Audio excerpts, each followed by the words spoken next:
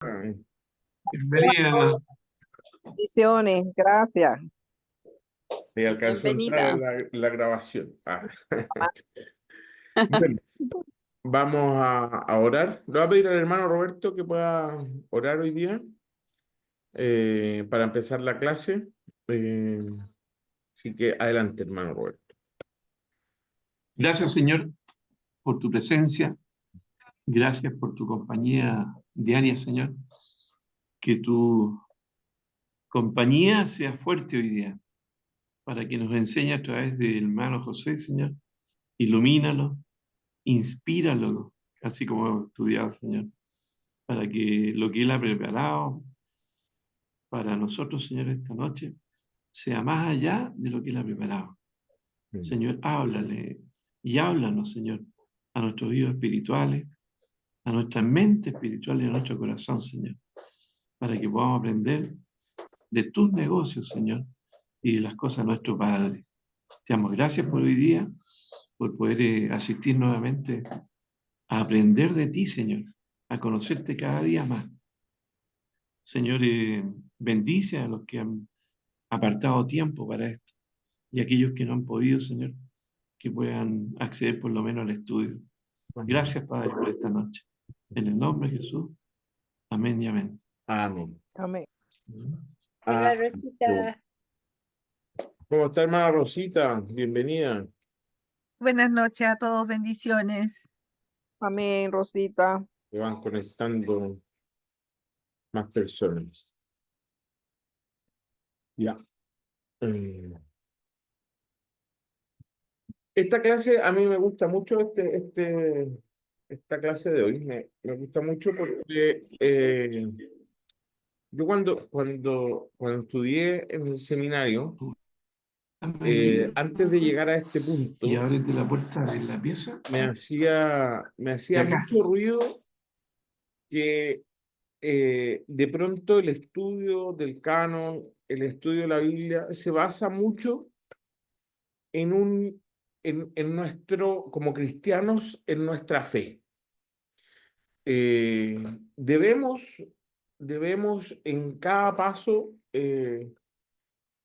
tener y practicar la fe, porque el proceso ha sido un proceso de compilación que pasa por muchas etapas y por mucho tiempo. Entonces, yo siempre con este corazón o con esta inclinación hacia el área misionera, y en medio también de la universidad, en medio de lo que iba aprendiendo, conocimientos que iba también adquiriendo respecto de las ciencias. Yo estudié ingeniería, entonces mis compañeros eran muy escépticos respecto de la Biblia, respecto del cristianismo. Por lo tanto, muchas veces eh, en conversaciones se me hacía muy difícil defender, ¿cierto?, la veracidad del texto, que era un punto muy recurrente respecto de quienes no conocen a Cristo, de quienes no tienen la fe que nosotros tenemos.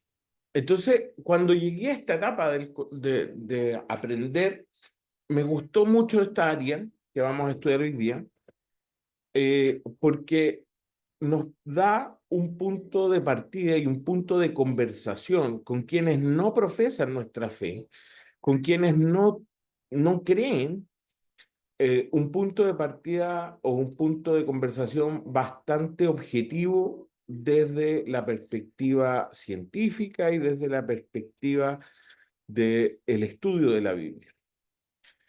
Y por eso a mí me gustó tanto, y si hubiera, yo soy más científico, evidentemente, mi formación de ingeniero es más por ese lado, pero si tuviera que dedicarme a algún área del estudio bíblico o del estudio del canon bíblico, sería esta es mi área, la crítica bíblica o la crítica al canon. Y voy a compartir la pantalla para que podamos ver lo que tenemos preparado. A ver, ¿dónde está esto? Mientras voy saludando a los que se van incorporando, hermana Ivonne, Hola, ¿cómo está? semicongelada, Uf, mucho estamos frío. todos de la Y misma. que estoy en el auto esperando a mi hija. Daisy, ¿cómo está? El Señor le bendiga. Espero que esté ahí Jorge también. Hola, hermano Pepe. Bien, gracias a Dios. No, Jorgito, todos los días está estudiando un curso de actualización en su área, entonces Ah, justo es de 6 a 10 de la noche, bueno. pero de ahí le Pero comparto. él después verá también la... Sí, Listo, gracias. estamos. Entonces ahí ven, ¿cierto? La PPT, ¿cierto? La presentación. Clase nueva, crítica bíblica y textos originales. Entonces, ¿qué es lo que vamos a revisar en esta clase? ¿Qué es lo que significa crítica? Hay dos corrientes o dos grandes tipos de crítica que podemos realizar. Está la crítica literaria y la crítica textual. Y nos vamos a centrar más en la crítica textual porque es la que tiene que ver con los textos originales. La crítica literaria se hace, y lo vamos a ver, se hace sobre traducciones. Por lo tanto, nos vamos a meter en la crítica textual, el origen de la crítica textual, la problemática que trae la crítica textual, tres criterios básicos, que son, hay muchos más criterios, pero vamos a meternos en tres, los más básicos y de alguna manera más conocidos también.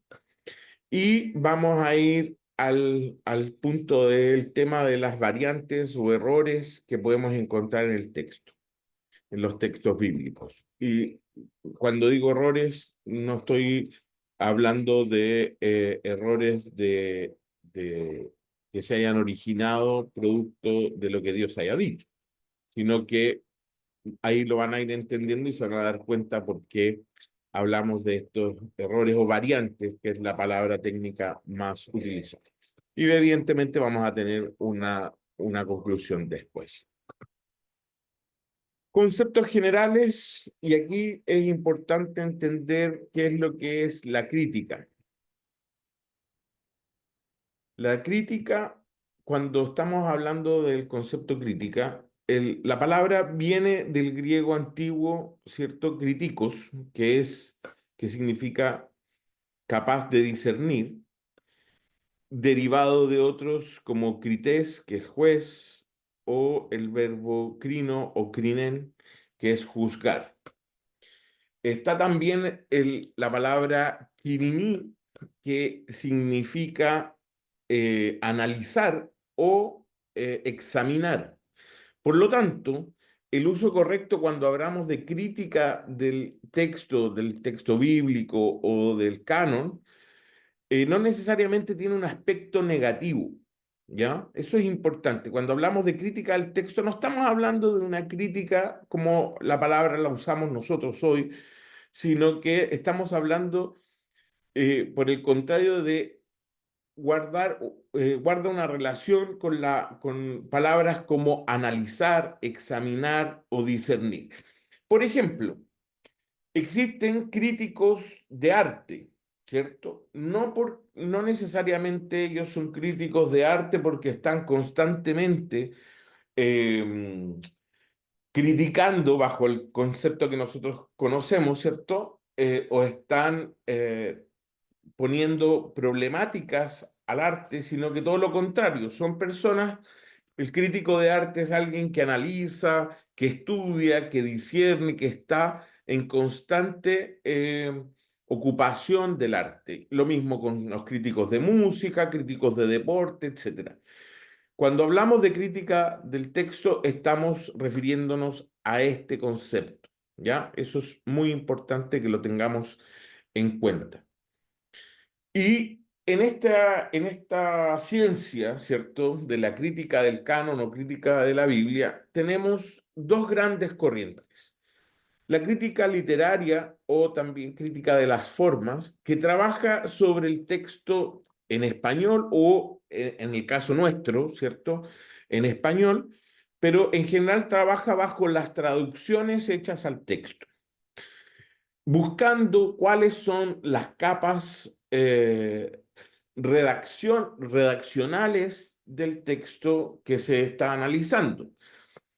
Por ejemplo, si este ha experimentado censuras, si ha experimentado recortes, si de alguna manera se han sacado cosas o se han añadido ciertas cosas, interpolaciones de alguna manera dentro de los mismos textos ya traducidos, cosas que se hayan puesto unas sobre otras o cambiado.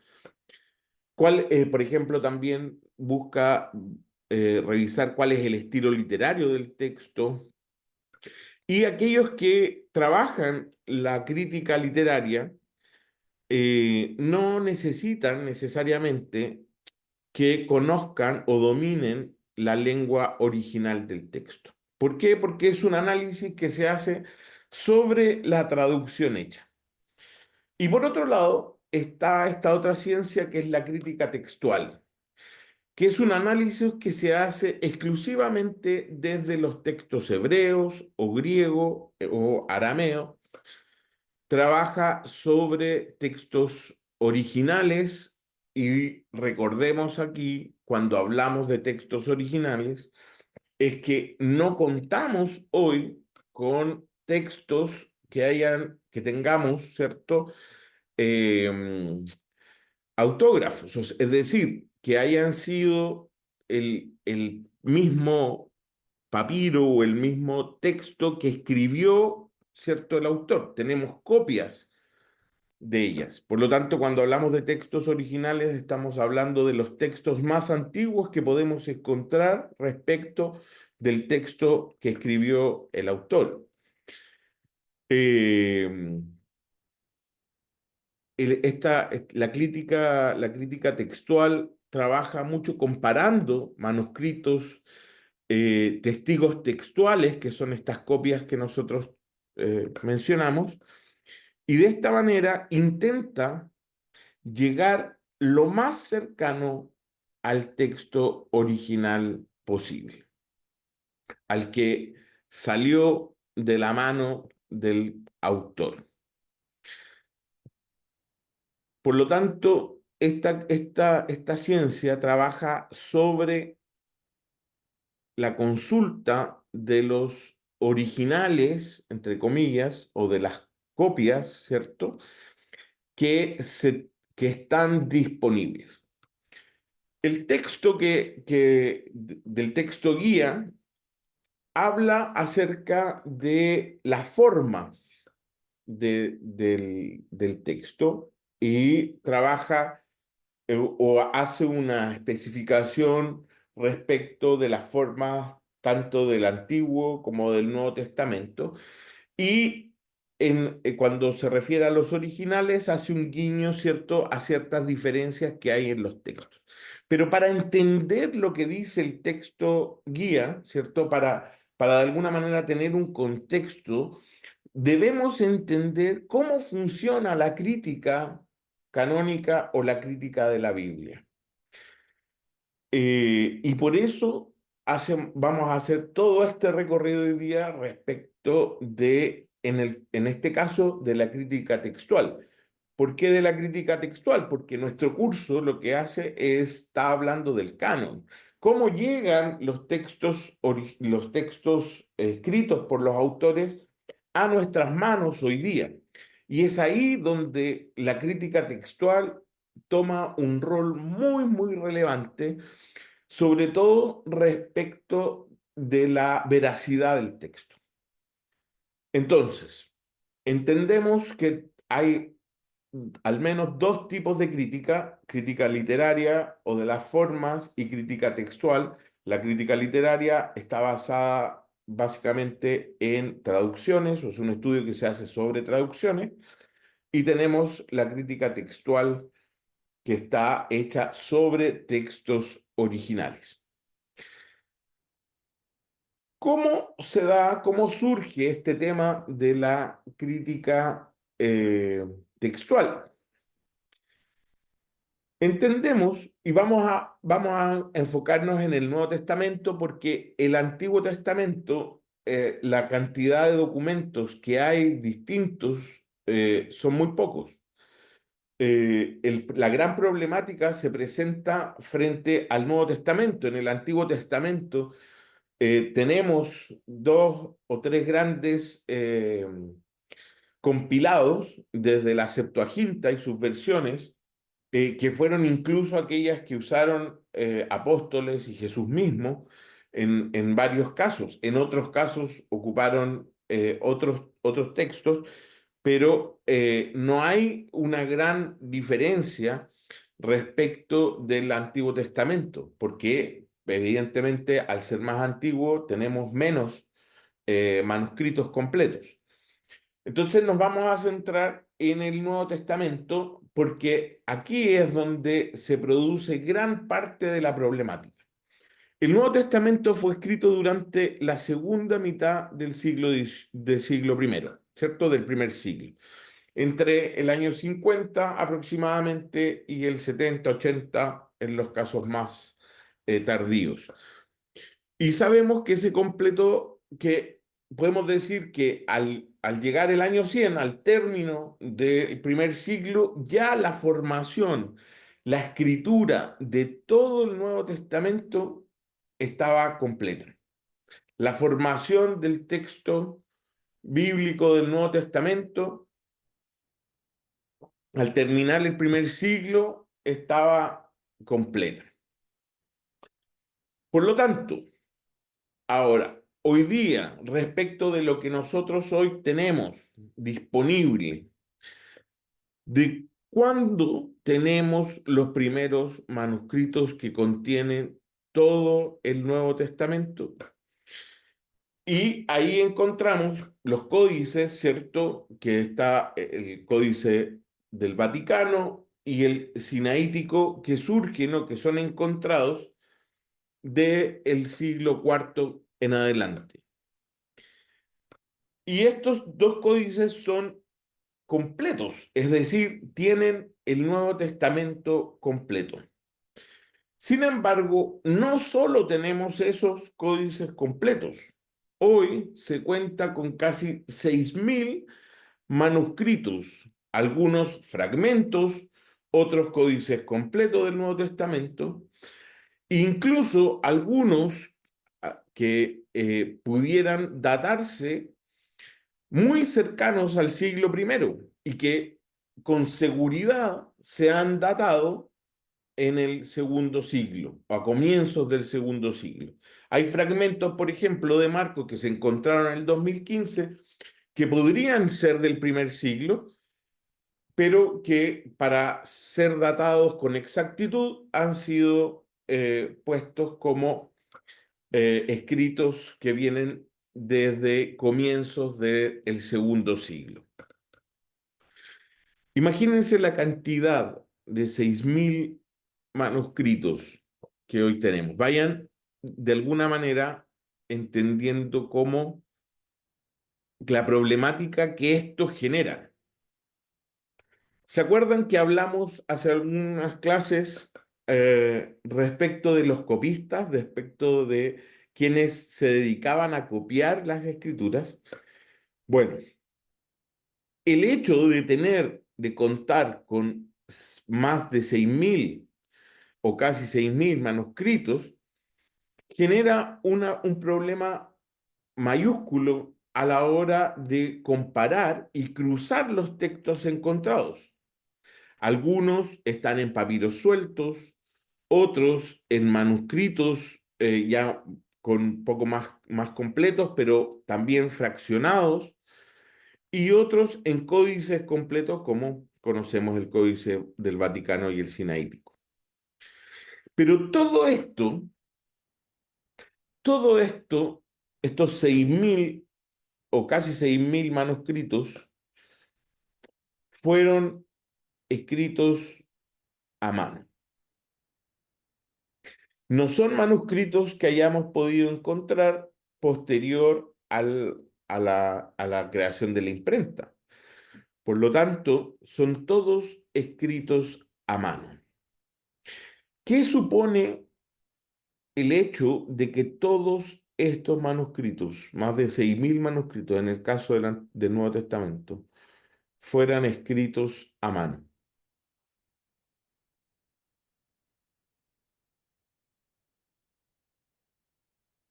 ¿Qué, qué nos podría Eh, generar que estos fueran escritos a mano? que por las formas de las letras que se usaban en ese tiempo, eh, una línea podría cambiar el tipo de letra y cambiar el sentido de una palabra. ¿Ya? El hecho de que más o casi 6.000 manuscritos encontrados hasta ahora hayan sido escritos y copiados de manera manual por humanos, asume inmediatamente que el humano pudiera haber cometido algún error.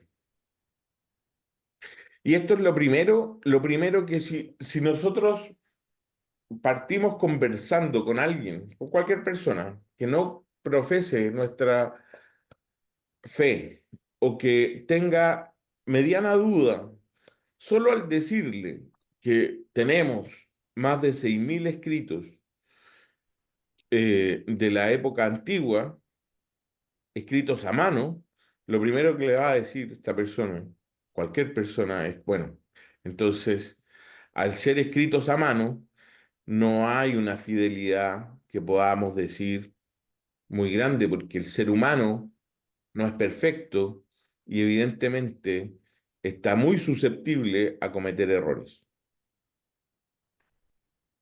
Entonces, si nosotros mismos nos pusiéramos a copiar la Biblia a mano, en español, en nuestro idioma, ¿cree alguien podría decir que saldría perfecta? Es imposible, es muy difícil.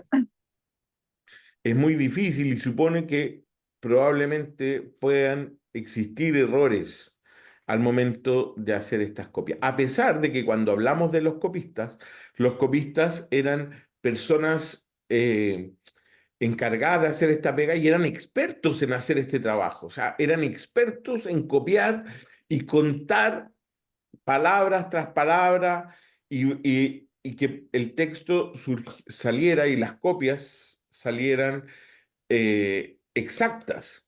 Sin embargo, el error humano, el factor humano siempre genera error. Y quienes estudian informática o quienes sean del área más científica sabrán de esto, que cuando hay un humano metido entre medio, siempre hay algún tipo de error o problema, o pudiera haber. Uno nunca puede confiar ciegamente en lo que un humano es capaz de hacer. Al menos en este aspecto del que estamos conversando hoy. Entonces, aquí surge la problemática o surge a raíz de esta problemática surge la crítica textual. Hoy contamos con testigos textuales. Hoy contamos con más de 6.000 manuscritos parciales, completos, papiros y códices que les llamamos testigos textuales. Estos son nuestros testigos textuales. No todos estos fragmentos van a decir lo mismo exactamente igual. Es más, en esto se han encontrado aproximadamente, bueno, algunos dicen desde 700 y fracción, 700.000 y fracciones, variantes o dificultades o diferencias, otros hablan de 200.000. En promedio, para llegar a un número promedio, estamos hablando de 500.000 variantes en los textos que se han encontrado, diferencias. Algunas variaciones muy pequeñas, por ejemplo, alguien que pueda leer Lucas 4:1.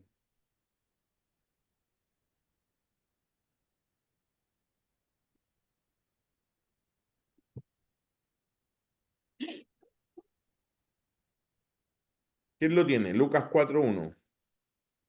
Mientras tanto, alguien más que busque Mateo 1:23. ¿Lo leo? Por favor. Dice así, Lucas 4:1. Jesús, lleno del Espíritu Santo, volvió del Jordán y fue llevado por el Espíritu al desierto. Perfecto. ¿Qué versión tiene ahí, hermano Roberto? Reina Valera de 1960. Bien. Alguien que tenga el mismo texto, pero en una versión NBI, por ejemplo.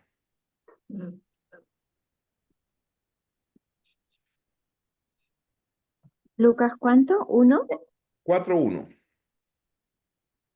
4:1. Dice, muchos han intentado hacer un relato de las cosas que se han cumplido entre nosotros. ¿Es 4:1? Perdón. Lucas O 1. 4, versículo 1. Yo, entonces, leí 1. 4:1. Jesús, lleno del Espíritu Santo, volvió del Jordán y fue llevado por el Espíritu al desierto. Bien. ¿Cómo decía, hermano Roberto, su versión? Jesús, lleno del Espíritu Santo, volvió del Jordán. Aquí no habla de desierto. Y fue llevado por el Espíritu al desierto. Ahí dice al final. Bien. Ahí dice, fue llevado por el Espíritu al desierto. Sí. Bueno, la versión Reina Valera, por ejemplo, del 2017, dice, Jesús lleno del Espíritu Santo volvió del Jordán y fue agitado del Espíritu Santo, del Espíritu al desierto. La NBLA dice, voy a leer la última parte, fue llevado por el Espíritu en el desierto. Esa diferencia entre al, en, el desierto, son diferencias que no obedecen a la traducción, sino que obedecen al texto base desde el cual la traducción se está traduciendo, se está haciendo la traducción. No tiene que ver con la traducción misma, sino que tiene que ver con cuál es el texto primario, base, del cual se está extrayendo el texto para ser traducido. Decir por el Espíritu al desierto o en el desierto no cambia ni varía el sentido en absoluto respecto de lo que el texto está entregando. Es una diferencia en que un copista o un grupo de copistas erró o tenía una versión de la que estaba copiando con uno o el otro. Veamos otro ejemplo que no sé si lo logremos notar en las versiones que tenemos nosotros, pero Mateo 1:23. Yo ¿Lo lo leo, leo? José Raúl. Ya, hermana Marínez. He aquí una virgen concebirá y dará a luz un hijo, y llamará su nombre Emmanuel, que traducido es Dios con nosotros. Ya. ¿Qué versión? Reina Valera, 1960. Ya. ¿Alguien que tenga otra versión? La NBI. ¿Ya? La A ver. Virgen concebirá y dará a luz un hijo y lo llamarán Emanuel, que significa Dios con nosotros. El artículo aquí se considera, mientras que en la versión anterior leída, el artículo lo obvian, lo evitan, no sé, no lo escriben. Sí, y fíjate que ahí la diferencia que hay son tres. Hay tres dentro de estos 6.000 eh, eh, testigos textuales que tenemos. Hay tres grandes diferencias. En algunos usan el artículo tú, llamará su nombre. En otros, él llamará su nombre y en otros, ellos llamarán su nombre. Eh, de nuevo, el sentido y el objetivo del texto no está puesto en tela de juicio, ni cambia, ni varía en ninguna posición teológica. Y estas son variaciones que les llaman pequeñas, variaciones pequeñas del texto. Dentro de estas 500.000 variantes, estas son variaciones pequeñas. Hay otras variaciones que por tema de espacio, tiempo, no puse aquí, donde se le llama a Dios Dios y en otras se le llama Señor, en otras se le llama Jehová. De nuevo, palabras que no tienen, no generan una, una variación respecto del mensaje de lo que nos está entregando el texto. Hay algunas otras variaciones mayores y aquí puse dos ejemplos de los cuales hay dos escuelas dentro de la crítica textual que investigan y trabajan de distintas maneras, que habla de los versículos del 19 al 20 respecto del capítulo 16 de Marco, y lo mismo en la historia de la mujer en Juan 7:53 al 8 al 11, que son pasajes más completos que en algunos manuscritos se encuentran y en otros no se encuentran. Y ahí hoy, hasta el día de hoy, hay todavía un estudio más exhaustivo para reconocer cuál está más cerca del texto original. Hermano José, ¿Sí? ¿le puedo dar un ejemplo que le va a servir para su exposición? Puede ser, claro. Muy cortito, es un solo versículo nomás. Hay mucho más, ¿eh? Pero le voy a dar un solo versículo. Veamos en Reina Valera Mateo 18:11 y compárelo con NBI. Mateo 18:11. Y se da cuenta de lo que está diciendo usted mismo, tiene toda la razón. A ver, ¿quién lo puede buscar? Mateo 18:11. Yo lo voy a buscar acá en Reina Valera. Mateo. Yo lo tengo, porque el ¿En qué Hijo del versión? Hombre, la del 60, Ya, perfecto. porque el Hijo del Hombre ha venido para salvar lo que se había perdido. ¿Y en NBI? No está, ¿Puede no repetirlo, sale. hermana? ¿Puede repetirlo?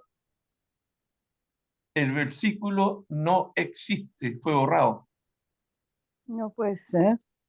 En la NBI hay una Primera vez que serie lo de veo, hoy no versículos puedo creerlo. que fueron No está. borrados. Hay una Qué serie de carencia. versículos En la que fueron NBB borrados también está totalmente. borrado.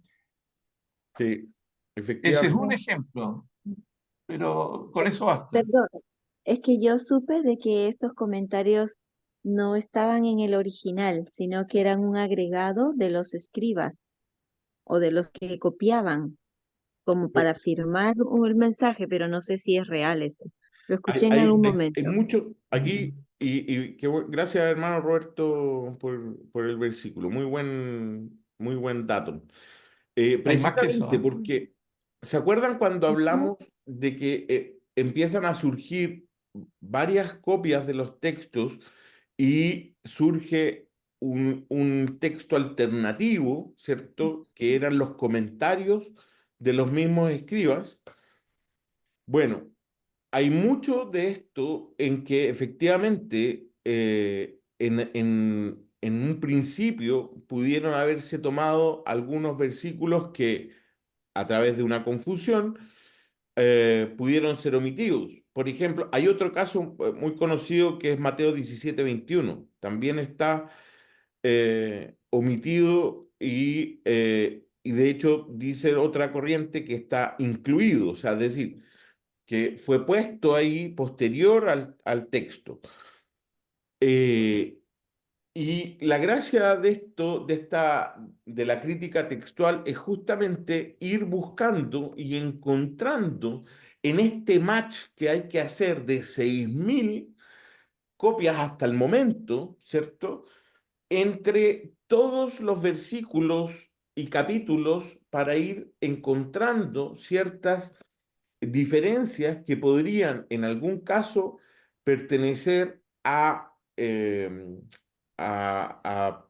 textos que pudieron haber sido incluidos por los mismos copistas o incluso, como dice la PPT, cambios intencionales tratando de armonizar algún texto con el conocimiento que el copista tenía de otro. Termino de explicar bien esto, Daisy, te doy la palabra. Acá podemos encontrar cambios no intencionales, como por ejemplo el tema de los artículos, el tema de ciertas palabras. Pasa mucho, hay de estas 500.000 variantes, hay muchas en las cuales dos palabras dentro de una misma línea terminaban con la misma letra o con las mismas letras al final. Por lo tanto, el copista cuando estaba mirando a un lado o al otro, mientras copiaba y pasaba acá, se saltaba un grupo de palabras porque entendía que él ya había avanzado por ahí y como terminaba en las mismas letras, se saltaba el grupo de palabras que había entre medio de estas dos palabras terminadas en las mismas letras. No sé si logré expresar bien lo que estoy tratando de decir. Él estaba copiando la palabra A, pero más adelante había una palabra B que terminaba igual. Entonces, al mirar de vuelta, se encontraba con la palabra B y continuaba ahí y quedaba entre medio dos o tres palabras que no transcribió y que evidentemente no pasó la revisión. Y aquí es donde podemos también entender que dentro de estos 6.000 manuscritos, muchos de ellos pudieron ser manuscritos que se desecharon en algún minuto, que no pasaron la revisión de los copistas, porque se contaban las letras y todo, pero que hoy al momento de ser encontrados 2.000 años atrás o 1.500 años atrás, era imposible determinar si eran textos rechazados, digamos. Por lo tanto, hay errores que son no intencionales, pero hay también cambios del mismo copista intencionales tratando de armonizar ciertos textos con el conocimiento previo que él tenía de otros textos. Hermana Daisy.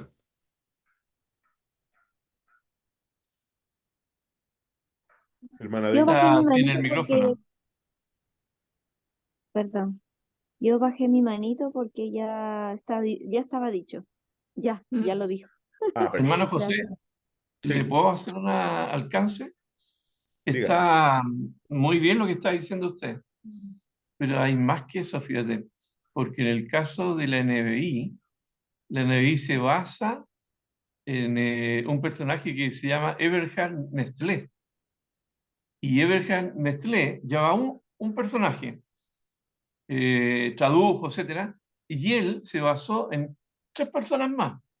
Uno es un hombre de apellido medio alemán, después está Welcott con Horst, y también Weiss. Son tres personajes en los cuales se basa Nestlé, y Nestlé lo usa la NBI. Y estos tres se basan en el Sinaítico y en el Vaticano. La diferencia está que en el NBI y en Nestlé se basan más especialmente en Westcott y Horn. Y estos personajes no fue una equivocación de copista. Ellos borraron, alteraron y mutilaron versículos por cosas personales de sus creencias, donde sacan en la versión de ellos que Cristo es el Hijo de Dios, es decir, es cristocéntrica. Nuestra Biblia es cristocéntrica. La de NBI y la basada en Westcott y Hort no es cristocéntrica. En ninguna, ellos borraron todas las partes donde Cristo es Dios. Borraron todas las partes donde la salvación es a través de Cristo. Y borraron todas las partes y las anularon, las alteraron, donde Cristo resucitó. Entonces, la NBI está apoyada, no en copistas, está apoyada en traductores que alteraron la palabra. Bueno, mire, lo que usted menciona da para otra clase. Yo no podría así tan sueltamente confirmarlo porque de hecho conozco muy de cerca a un doctor en teología cristiano, cristocéntrico, que trabajó en la traducción y que trabaja actualmente en el equipo de traducción de la NBI. Pero no es tema de nuestra clase. No, porque lo que hoy día nos interesa es entender las diferencias que hay justamente entre los 6.000 manuscritos parciales y completos que hoy tenemos de la Sagrada Escritura y que esos errores o diferencias que hay, variantes, son cómo nos afectan hoy día a creer podrían afectar, sobre todo, en la veracidad del texto. Eh, en este caso, los casos que estamos evaluando, y por eso tengo una lista no de todos, pero al menos del libro de Mateo, de muchas de estas variaciones. Por eso no quiero desviarme respecto de otros problemas que pudieran tener las distintas versiones del español de la Biblia, sino que quiero irme a las diferencias puntuales que hay respecto de los manuscritos encontrados, de estos 6.000, de este grupo de 6.000, que es de donde se basa todas las traducciones están obligadas a pasar por estos manuscritos o por los códices, en este caso del Vaticano y del Sinaítico. Le digo un detalle nomás. Le dije lo del NBI. Reina Valera no es igual a NBI. ¿Por qué? Porque tiene como base lo que usted está diciendo, los 6.000 manuscritos individuales. Ellos fueron los manuscritos, no al Sinaítico ni al Vaticano. Y esos originales son los textos receptos y también usaron el masorético. Es decir, las bases de NBI versus Reina Valera son absolutamente distintas. Y ahí en Reina Valera sí vale lo que usted está diciendo, errores de copista. Pero, a ver, todas nuestras versiones de la Biblia, tanto NBI, NTV, NBLA, Reina Valera en español, traen estos errores de copistas. Y por eso no quiero ir a las versiones en español, las diferencias que tienen las versiones en español, porque no es lo que nos convoca ahora. Lo que nos convoca es entender cómo funciona la crítica textual, ya sea se le haya hecho a las versiones Reina Valera, a las NBI, NTV. Cada uno puede investigar un poco más al respecto. Lo importante es cómo llegamos, y lo que queremos avanzar hoy día, porque tenemos 28 láminas que mostrar, cómo la crítica textual, cuál es la problemática que genera la crítica textual y cómo cómo esta ciencia nos ayuda a entender que las Biblias que hoy tenemos en nuestras manos es veraz, que el mensaje que nuestra Biblia entrega es veraz. Entonces, para entender la metodología y vamos a poner 3 criterios básicos que aplica la crítica textual, quiero poner un ejemplo bastante simple y de alguna manera gráfico. Evidentemente, aquí dentro de esto hay muchas aristas, pero para entender estos 3 criterios es necesario entender y buscar la manera más pedagógica posible para sumarse a esto. Dentro de la metodología que se usa, entendamos o pensemos en un profesor en un salón de clases, en una sala de clases. Un profesor que a 10 alumnos, aquí tenemos 10 personas que si los cuentan, a 10 alumnos les dicta, ¿cierto?, 10 oraciones distintas.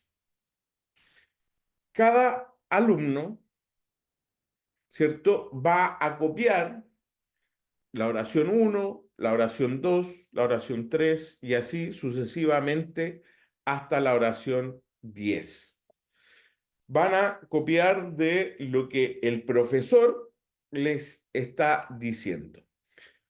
Pero pensemos en lo siguiente. Yo me acuerdo cuando era escolar y los profesores dictaban, me faltaban un montón de cosas y supongamos que de estos 10 alumnos, el primer alumno escribe de manera errónea la oración número 1, el segundo escribe de manera errónea la número 2, el tercero escribe errónea la número 3 y así sucesivamente. Este es un caso muy básico, pero creo que es para que vayamos entendiendo cómo opera estos criterios de la crítica textual. Entonces, al tener cada uno de estos textos, si nosotros eliminamos el texto original, si eliminamos el profesor se murió, lamentablemente. Ya no existe el profesor. A los que le caía bien, mala suerte, y a los que le caía mal, tan contento. Entonces, nos quedamos con 10 copias que son imperfectas, que son diferentes al original y que además son diferentes entre sí. Si nosotros tomamos el cuaderno de cada uno de ellos, nos vamos a dar cuenta, bueno, sabemos que son imperfectas porque conocimos el primer, conocimos al profesor, ¿cierto? Pero que son diferentes al original y que son diferentes entre sí. Entonces, ¿qué es lo que ocurre? Supongamos que la oración que nosotros le pusimos, que la oración que el profesor, ¿cierto?, dictó, dice: la crítica textual estudia los manuscritos con el objetivo de reconstruir el original. Pero el primer alumno, esa es la primera oración, el primer alumno no escribió esto, sino que escribió: la crítica textual estudia los manuscritos para reconstruir el original.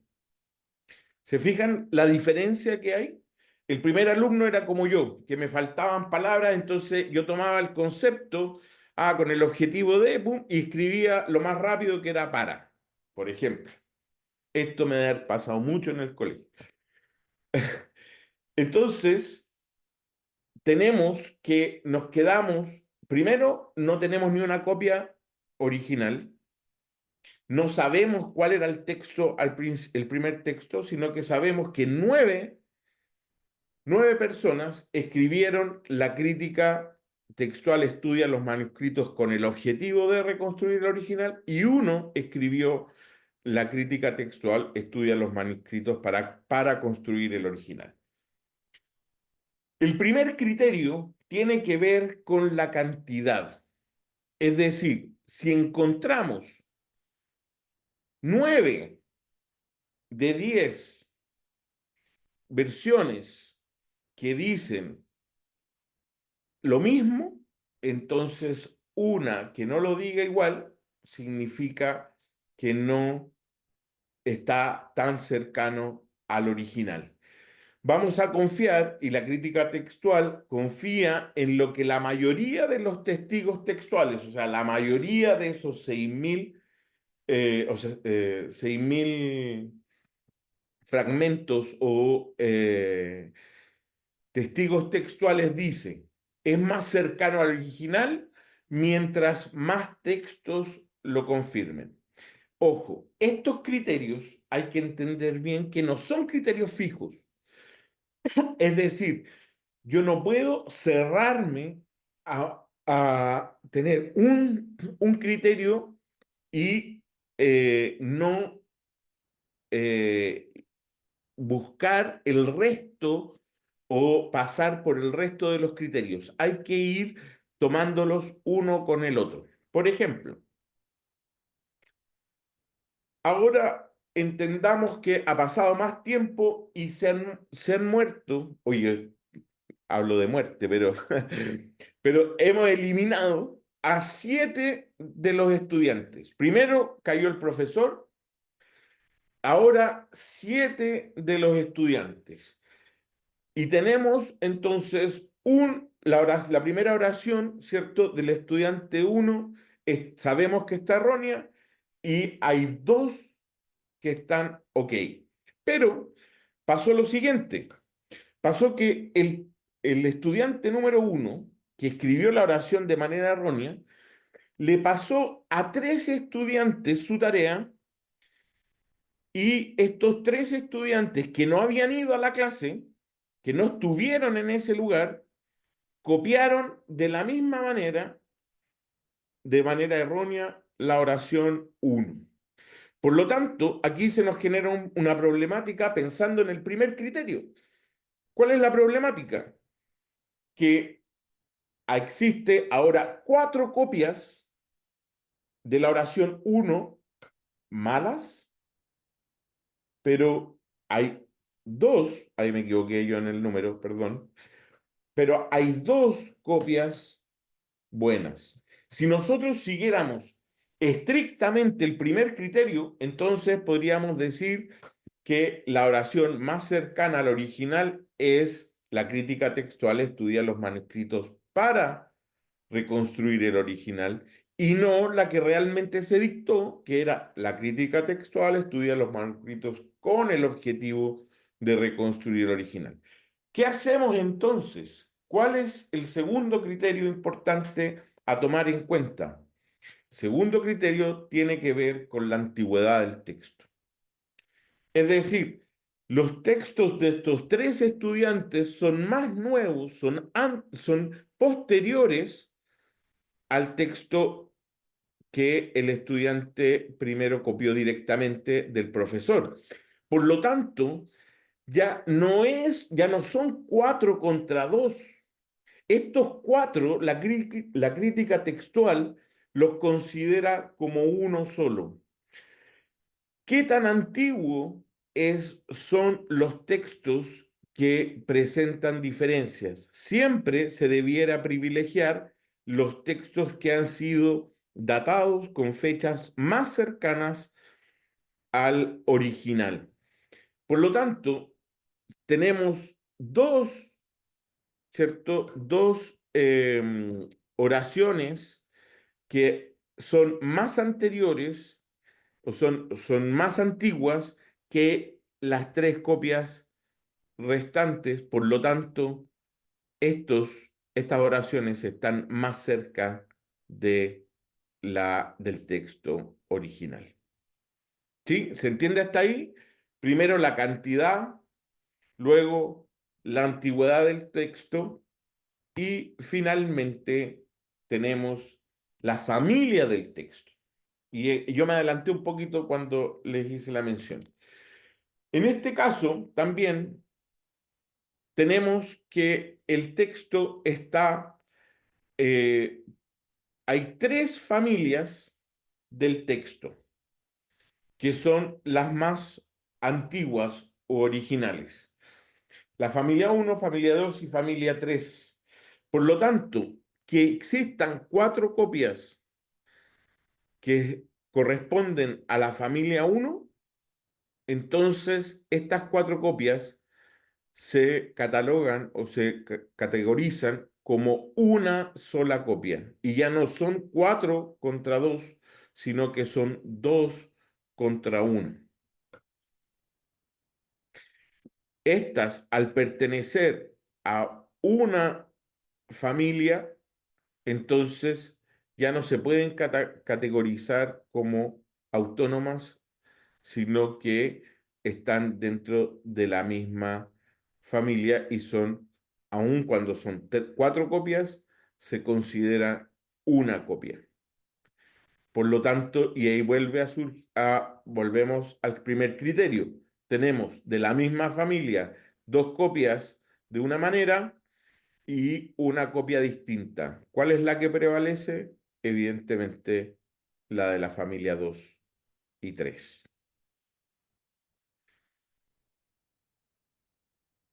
Familias textuales.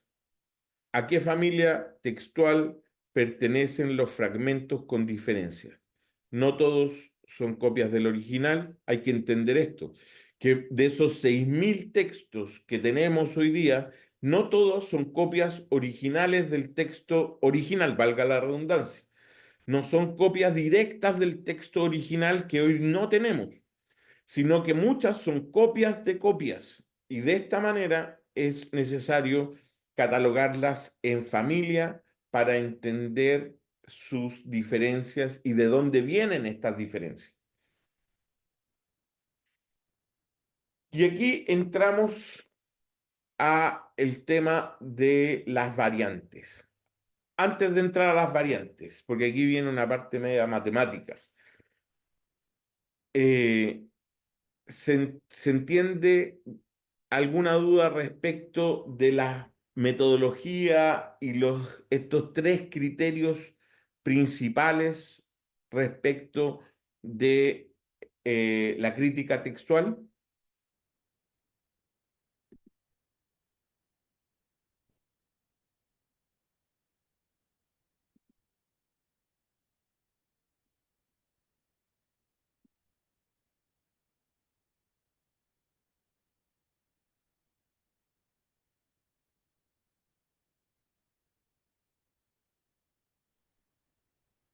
¿Aló? ¿Aló? Sí, ahí, hermana Amanda. Sí, es que se produjo un silencio tan largo. Eh, por lo menos de mi parte no entendí el ejemplo y tengo una opinión, pero al final. Perfecto. Cada uno de estos 6.000 textos son entrelazados y podemos sacar hoy día un promedio aproximadamente de 500.000 variantes. Y aquí es donde se nos pone un poco también la pista en términos de difícil, en términos matemáticos. Y aquí hay que ser bien honesto con las matemáticas al respecto. Si nosotros analizamos los números un poco, el Nuevo Testamento contiene aproximadamente, cerrando el número, obviamente, no es un número exacto, pero para cerrar el número, tiene aproximadamente 140.000 palabras. En todo el texto bíblico, en todo el Nuevo Testamento, encontramos, ¿cierto?, 140.000 palabras. Pero en el análisis que hacemos y que se hace respecto de la crítica textual, encontramos dentro de todo el Nuevo Testamento 500.000 variantes o errores de copia intencionales o no intencionales. Haciendo matemáticas simples. Ahí necesito una aclaración, porque me habría gustado, José, que hubieras colocado la referencia a donde sacaste esa información, porque yo tengo información de 300.000 variantes, pero solo entre la NBI y la Reina Valera. porque están basadas en dos cosas distintas. Cuando se habla de 500.000 variantes, como el caso que estás diciendo tú, y está muy correcto, así que tiene buena base, ¿de qué te refieres? ¿Te estás refiriendo a la comparación del Sinaítico con el Vaticano, o esos 6.000 escritos que son individuales y que no son necesariamente el Nuevo Testamento? Son parte del Nuevo Testamento. ¿Mm? Entonces, es un poquito, necesita un poquito más de precisión. A eso me refiero, ¿no? Cuando usted habla de 300.000 variantes entre la NBI y la Reina Valera, está hablando acerca de la crítica literaria, porque está trabajando sobre textos traducidos.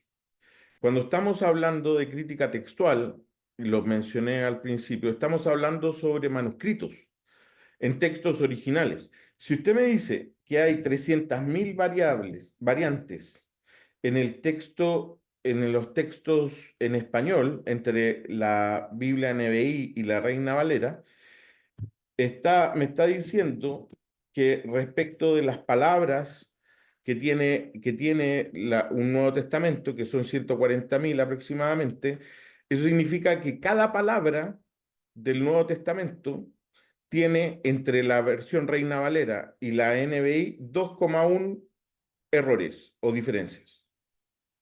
De hecho, es más. Entre Entonces, NBI y Reina Valera hay casi un error por cada versículo. No, no digo que el versículo tiene error, sino que si uno lo saca por porcentaje, hay casi una diferencia y hay mucho más diferencia con la ley. ahí no me cuadran los números, Casi porque por versículo bíblico. los números que usted me plantea son 2,1 errores por palabra, no por versículo, por palabra. Por eso es que le digo que usted se está refiriendo a la crítica, a crítica literaria, porque está hablando sobre textos en español, traducciones en el español. Aquí estamos hablando respecto del cruce de 6.000 manuscritos entre sí y comparados con el texto final que tenemos del Nuevo Testamento, estamos hablando de que, y es una de las críticas que se nos hace al momento de hablar respecto de las diferencias que hay en los manuscritos, respecto de los críticos de la Biblia o detractores de la Biblia, hacen una matemática súper simple, que es la que yo acabo de hacer con los datos que usted me dio. Si tengo 500.000 variantes en un texto como el Nuevo Testamento que tiene 140.000 palabras, significa que el texto tiene 4 o 3,6 errores por cada palabra del texto. Es una regla de 3, muy simple. Y entonces los detractores de la Biblia dicen, ¿cómo puedo yo confiar? ¿Cómo puedo yo poner mi fe en un libro en el cual encontramos, en medio de todos sus textos, entre comillas, originales, porque además no contamos con el documento original, encontramos 3,6 errores promedio en cada palabra? Y es ahí donde el sensacionalismo, de alguna manera, de usar estos números, hace que perdamos de vista lo que realmente estamos juntando. Para hacer un análisis de los números de manera correcta y justa, necesitamos poner en juego no solo las 140.000 palabras que tiene la última copia o que tiene la copia que hoy nosotros conocemos en el idioma original, sino que debemos poner la cantidad de palabras completas que suman todas estas 6.000 fuentes con las que encontramos. Para hacer una ponderación justa y real respecto del porcentaje que representan estas 500.000 variantes cruzadas entre sí, entre los manuscritos que nosotros hemos encontrado, es necesario agregar el total de palabras que corresponden a esta suma, ¿cierto?, de 6.000 testigos textuales. Y estamos hablando de que la suma de estos 6.000 testigos textuales tiene un promedio o un estimado de más de 50 millones de palabras.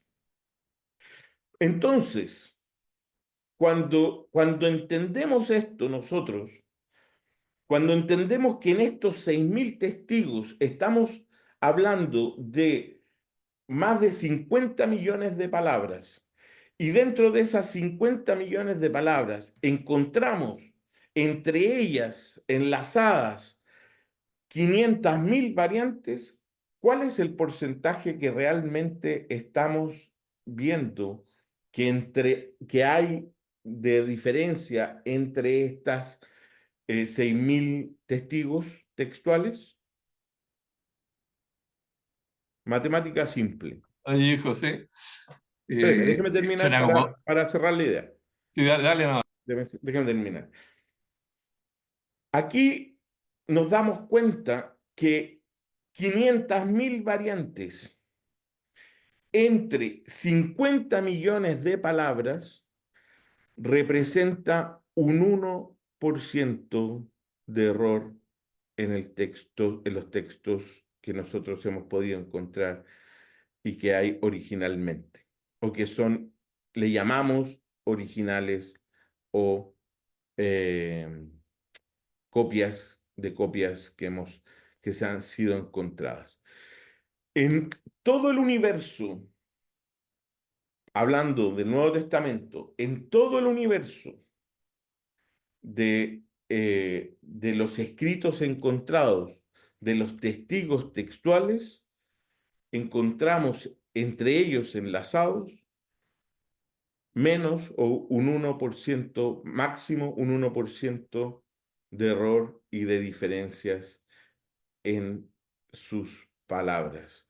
Es decir, el trabajo que hablábamos de los copistas está validado no solo por la fe que nosotros podemos tener en cómo Dios ha ido obrando en medio de cada uno de estos trabajos, de estos procesos que han vivido los textos bíblicos, sino que podemos dar veracidad respecto de que la diferencia que se puedan encontrar entre errores no calculados, errores intencionales y tal vez errores o diferencias más grandes, representa de todo el texto respecto de todas las testigos textuales o manuscritos encontrados, solo un 1% máximo.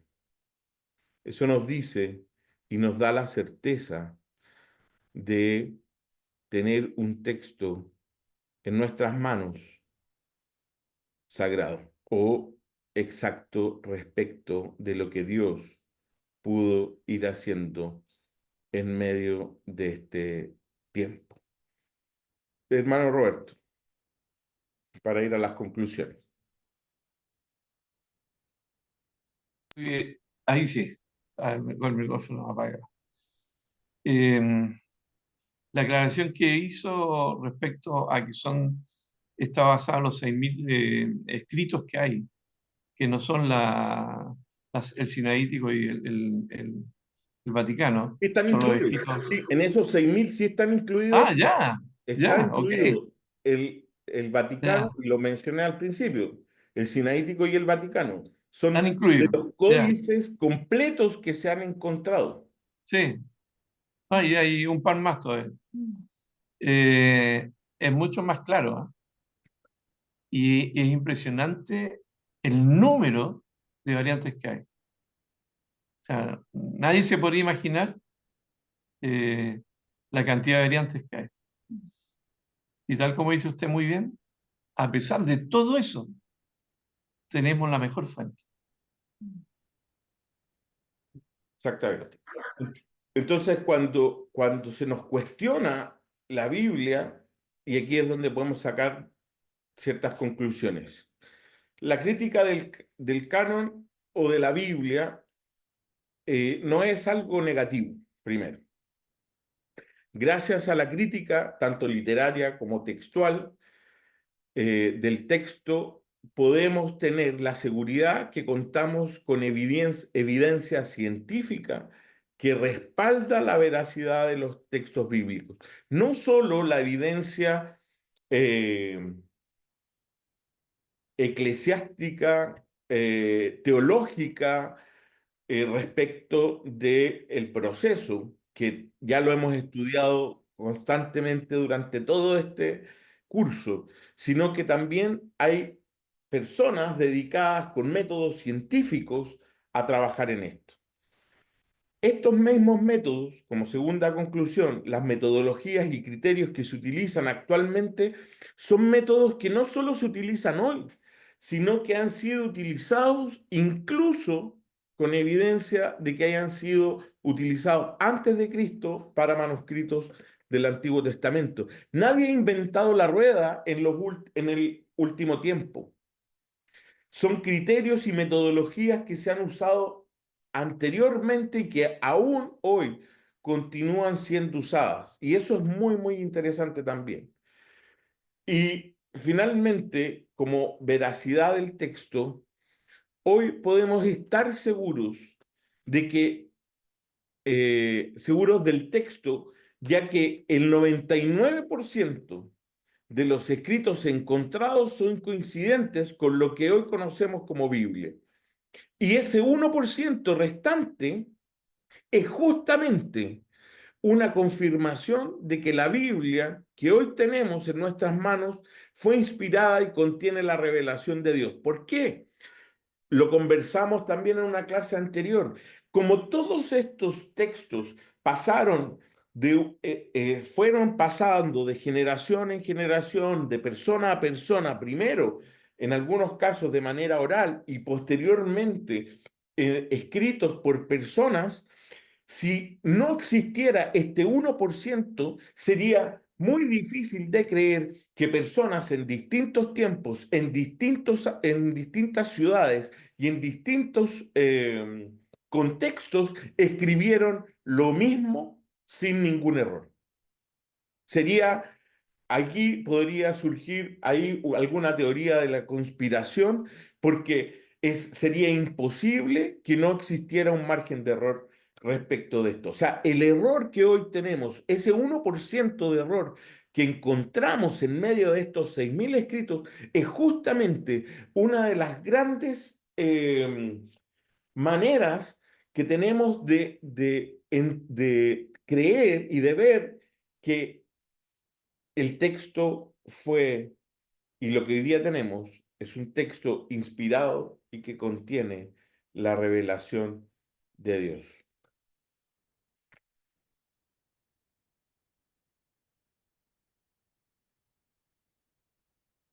Vamos a dejar de compartir y aquí quiero escucharlos. Nos quedan 15 minutitos.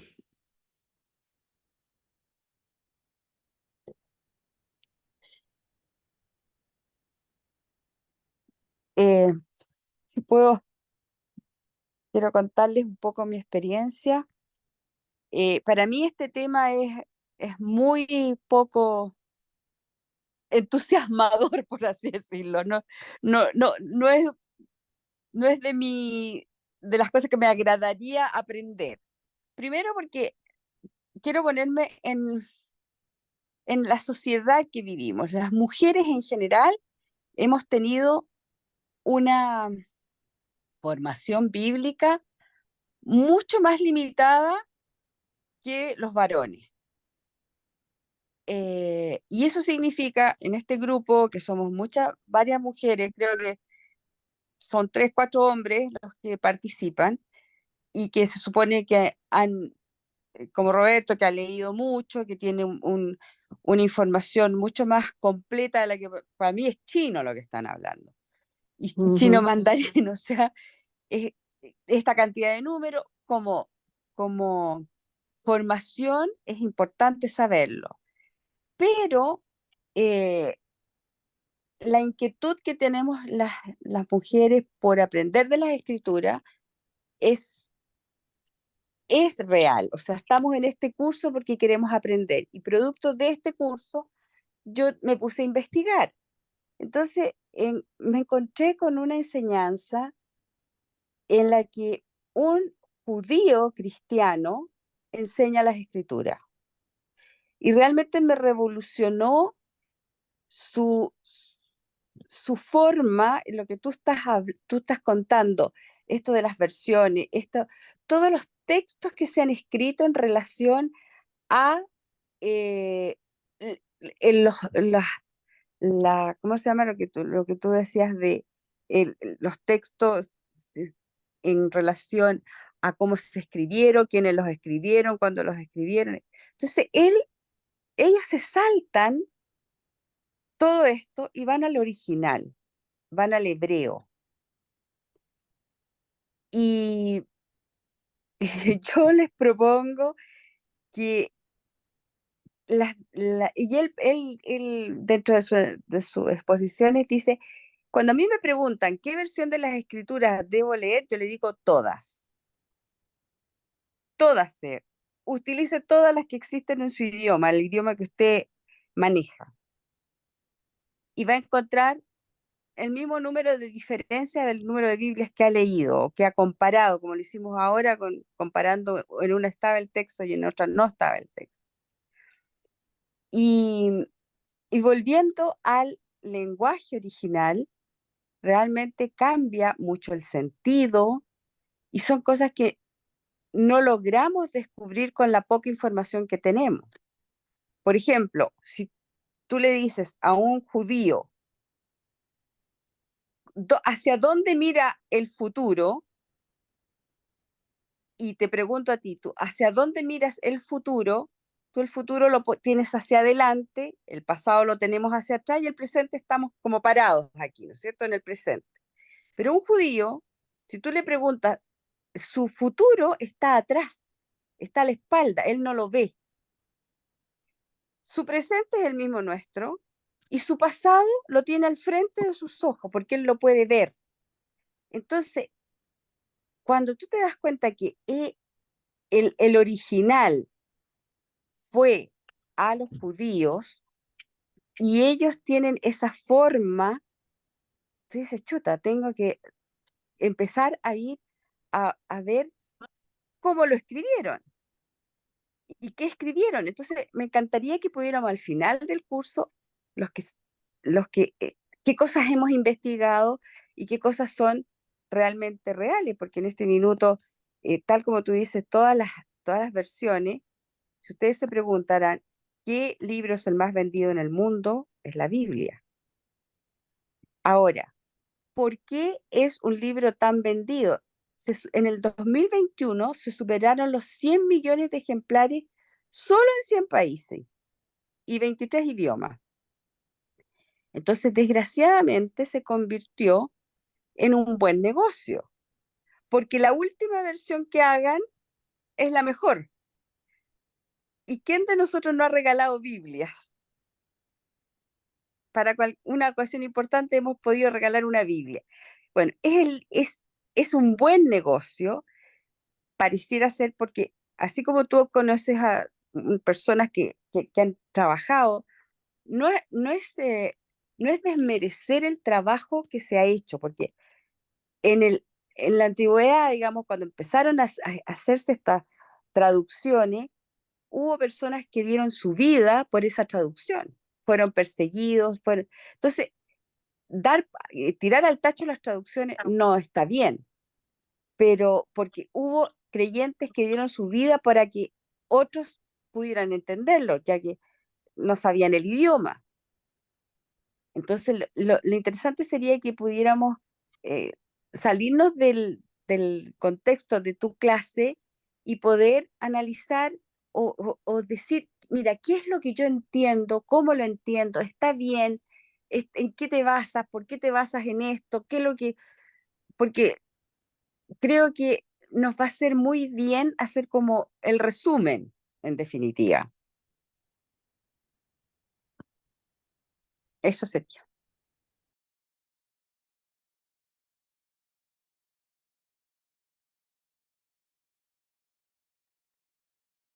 José está sin audio. Perdón. Muchas gracias, hermana Amanda. Ahí sí. Efectivamente, lo que usted nos está pidiendo es posible en el contexto también de otro ramo, porque lo que usted nos plantea, estamos hablando de exegética del texto e incluso un poco de hermenéutica del texto, que son áreas de estudio también distintas a lo que estamos viendo en este curso. Pero sí, es interesante, incluso aportando un dato ahí respecto del tema de los judíos con el tiempo. Para el judío, las historias anteriores no son de miles o de cientos años atrás, sino que son máximo de 50 años atrás. O sea, una historia que pasó hace 100, 200, 1000 años atrás, ellos la cuentan como si hubiese pasado solo hace 50 años. El pasado está siempre muy encima del presente, como agregando un poco al dato que la hermana Amanda nos da. ¿Alguien más que quiera mencionar algo? Nos quedan 6 minutitos. ¿No? Bien. Entonces, ya hoy día vimos el tema de la crítica, el tema de cómo han operado y cómo se trabajan estos textos que nosotros les llamamos originales. Y ya nos quedan solo 2 clases. Próxima clase el 15 y ya sería el 22. Vamos a orar para terminar la clase. Padre bendito, gracias Señor por este tiempo, gracias por la oportunidad que tú nos das de estar aquí, de poder aprender, de poder conocer, de poder escucharte, de poder llenarnos, Señor, de ti. Bendícenos, cuídanos durante la semana, ayúdanos a ir masticando cada vez más estos conocimientos y bueno, sé tú, Padre, obrando en nuestras vidas y en nuestras familias. En el nombre de tu Hijo Jesús, te entregamos este tiempo. Amén y amén. Bien, queridos hermanos, Buenas noches. buenas Buenas noches. Que noches. Buenas noches a Buenas todos. noches. Gracias, Noches. José, por buena tu clase. semana. Buenas Chao, noches. chao. Buen descanso. Que descansen, abriguen